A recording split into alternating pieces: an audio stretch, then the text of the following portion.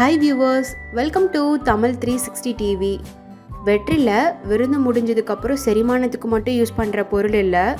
வெற்றிலையில நிறைய மருத்துவ குணங்கள் இருக்கு. நம்ம ஸ்கின்க்கும் ஹேர்க்கும் ரொம்ப நல்லது. ஸ்கின் அண்ட் ஹேர் ப்ராப்ளம்க்கு வெற்றிலையை எப்படி யூஸ் பண்றதுன்னு தான் இந்த வீடியோல பார்க்க போறோம்.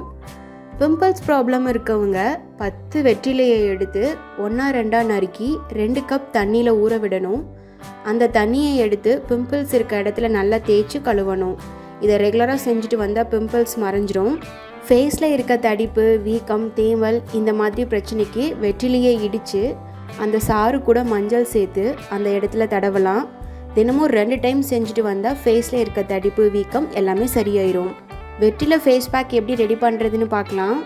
வெற்றிலையை தண்ணியில் ஊற வச்சு மஞ்சள் சேர்த்து அரைச்சி பன்னீர் சேர்த்துக்கலாம்.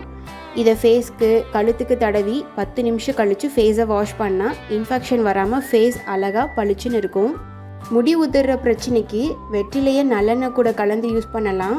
வெற்றிலையை நல்லா அரைச்சி அது கூட நல்லெண்ணெய் சேர்த்து முடியோட வேர்லேருந்து நுனி வரைக்கும் படுற மாதிரி அப்ளை பண்ணிவிட்டு துண்டு கட்டிட்டு 1 மணி நேரம் அப்படியே வச்சுருக்கணும்.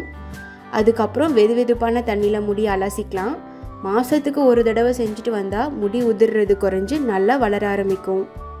முடியோட வளர்ச்சி கம்மியாக இருக்குது, நீளமாக வளரணும்னு நினைக்கிறவங்க தேங்காய் எண்ணெய் 1 கப், நல்லெண்ணெய் 1 கப், 15 வெற்றிலை, துளசி, கருவேப்பிலை, மருதாணி இந்த 3 இலையும் ஒன்று ஒரு கைப்பிடி எடுத்துக்கணும். டபுள் பாயிலிங் பண்ணுறதுக்காக ஒரு அகலமான பாத்திரத்தில் தண்ணி ஊற்றி சூடு பண்ணணும். சின்ன இரும்பு கடாயில் தேங்காய் எண்ணெய், நல்லெண்ணெய் 2ஐயும் ஊற்றி சூடு பண்ணணும். வெற்றிலை, துளசி, கருவேப்பிலை, மருதாணி இந்த இலைகளை சின்னதாக நறுக்கி எண்ணெயில் போட்டு காய்ச்சணும். கொஞ்ச நேரத்தில் எண்ணெயோட கலர் மாறும். அப்புறம் அடுப்பு ஆஃப் பண்ணிட்டு எண்ணெய் ஆறுனதுக்கப்புறம் வடிகட்டி ஒரு கண்ணாடி பாட்டிலில் ஸ்டோர் பண்ணி வச்சுக்கணும்.